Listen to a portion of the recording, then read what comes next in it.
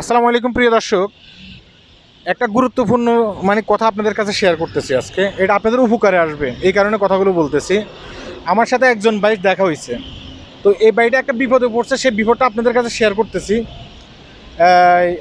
ভাইটা মালয়েশিয়ার কোনো একটি জায়গা থেকে তার কাছে মোবাইলে দেশ থেকে আইছেন, তার মোবাইলে গ্রাফ ছিল না আর কি। তো তার মোবাইলে গ্রাফ না থাকার কারণে তিনি কি করছেন, এই যে ট্যাক্সি, এখানে একটা ট্যাক্সি আমি দেখাচ্ছি, এই যে এখানে একটা ট্যাক্সি, লাল ট্যাক্সি দেখছেন, এখানে একটা লাল ট্যাক্সি, আবার ওই দিকে একটা দেখাও, ওই যে ওখানে একটা হলুদ ট্যাক্সি দেখতেছেন। এই ট্যাক্সিগুলো অনেক ক্ষেত্রে দেখা গেছে কি তারা গ্রাফ ছাড়া আর কি, তাদের কাছে আপনার কাছে হয়তো গ্রাফ নেই, আপনি তার কাছে বলছেন যে ভাই যাবেন নি এক জায়গা থেকে অন্য এক জায়গায়।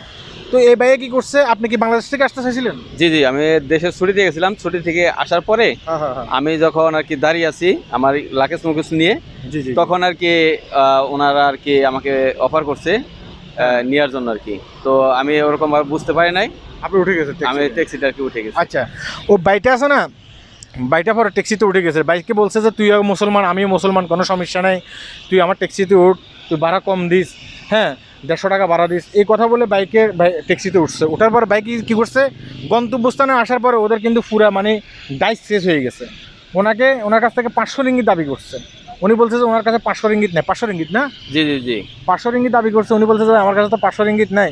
বলতেছে না না দিয়ে যেতে হবে।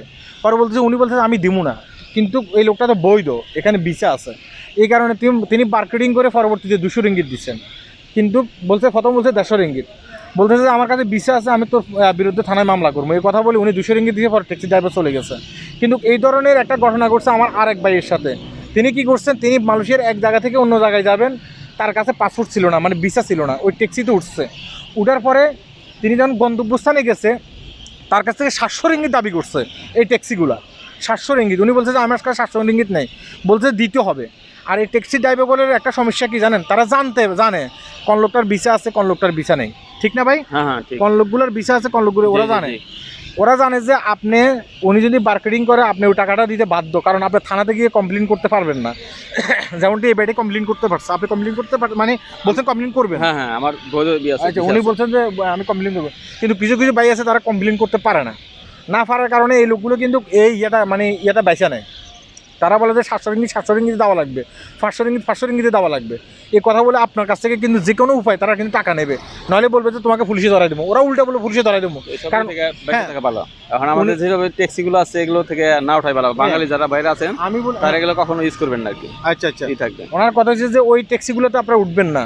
আপনার প্রয়োজনে একটা গ্রাফ নেবেন, সেই গ্রাফের আপনার সফটওয়্যার মোবাইলে নিয়ে নেবেন। সফটওয়্যার মোবাইলে নিয়ে নিলে আপনার জন্য ভালো হবে, কারণ তাহলে ওই ট্যাক্সিগুলোতে উঠা লাগবে না। আপনার কাছে যদি গ্রাফ না থাকে আপনি বাধ্যগত ওই ট্যাক্সিগুলোতে উঠবেন। তারা এখানে একরকম কথা বলবে, যেখানে আপনি উঠবেন বাসায় চলে যাওয়ার পরে আপনার রুমের সামনে থেকে আরেক ধরনের কথা বলবে। আপনাকে কিন্তু দেখা গেছে কি হেনস্থা করবে, আপনার কাছ থেকে 5 থেকে 600 রিঙ্গিত নিয়ে যেতে পারে। এ ধরনের অনেক ভাইয়ের সাথে ঘটে, আমি অনেকের সাথে কথা বলছি। আজকে একজন ভাই জলযন্ত্র, তার কাছে আমি প্রমাণ পাইছি। উনি বলছে যে উনি লাস্ট পর্যন্ত মার্কেটিং করে 200 টাকা দিয়েছে, তারপরে ওনাকে ছাড়তেছে না। তাহলে আপনাকে ছাড়বে না যদি আপনি একজন অবৈধ ব্যক্তি হয়ে থাকেন। কখনো এইসব ট্যাক্সিগুলোতে উঠার চেষ্টা করবেন না, ট্যাক্সিগুলো থেকে বিরত থাকবেন। ভাই কি কথা ঠিক আছে না? ঠিক আছে ভাই। হ্যাঁ, উনি এই সতর্কমূলক ভিডিওটা দেওয়ার জন্য উনি আমাকে বলছে ভাই ভিডিওটা একটু করেন, যেন অনেক বাংলাদেশি ভাই আছে এখানে, তারা যেন একটু সতর্ক হতে পারে। ঠিক আছে ভাই? ঠিক আছে ভাই, ভালো থাকবেন। আর আপনারাও ভালো থাকবেন। সবসময় রাস্তায় যখন চলাফেরা করবেন, একজন অবৈধ প্রবাসী তিনি কিন্তু চোখ কান খোলা রেখে চলাফেরা করবেন। আর এই ট্যাক্সিগুলোতে উঠবেন না। ট্যাক্সিগুলো আমি আপনাদেরকে দেখাইছি, ট্যাক্সিগুলোতে উঠার চেষ্টা করবেন না সবসময়। ভালো থাকবেন। আল্লাহ হাফেজ।